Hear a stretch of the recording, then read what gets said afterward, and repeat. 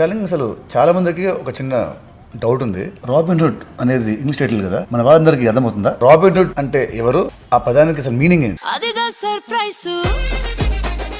అందరి డౌట్లు తీర్చడానికి ప్రెజెంటేషన్తో వచ్చా. Yeah what's there.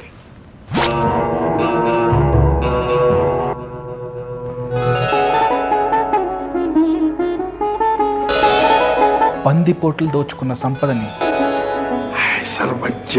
తిరిగి వాళ్ళ దగ్గర నుంచి దోచుకొని ప్రజలకు పంచుతాడు హీరో. ఇది మన తెలుగులో వచ్చిన ఫస్ట్ రాబిన్హుడ్ సినిమా అన్న.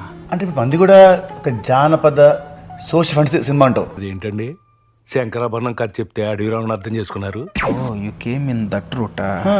అంతేగా అన్న, ఇది నేను ఇంకో వర్షం చూపిస్తా. ఓకే.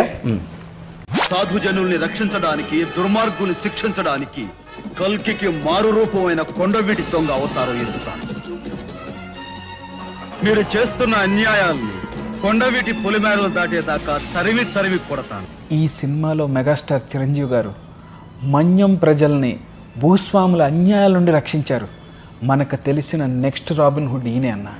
అబ్బా అసలు ఆయన మాస్క్ వేసుకొని ఆ గుర్రం మీద వెళ్తూ ఇంకా కుక్క ఫాలో అవుతూ ఆ ఫైట్లు చేస్తుంటే ఉంది. అసలు మందంటే కూడా చేస్తే బాగుండదు కదా. అంటే అది గుర్రం కావాలని అడుగుతున్నారు.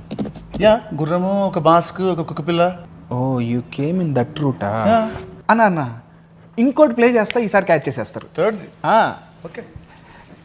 ఇండియా పెద్ద దేశం కాదు మామ. దాని సంపదలన్నింటినీ నల్ల డబ్బుగా దాచిపెట్టేశారు. అందువల్ల ఎన్ని హెచ్చుతగ్గులు చూడు.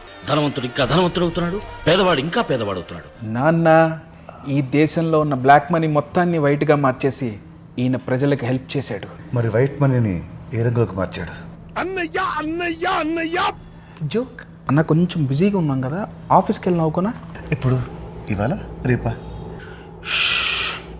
ఇలా కాదన్నా, మీకు డైరెక్ట్గా అర్థం అవడానికి ఏం చేయాలో నాకు తెలుసు, చూడండి. ఓకే.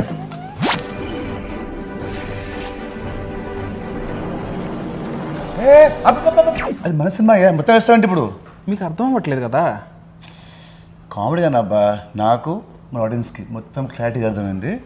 మార్చ్ 23 ట్రైలర్ చూస్తే ఇంకా క్లారిటీగా అర్థమవుతుంది. అదిదా సర్ప్రైజ్.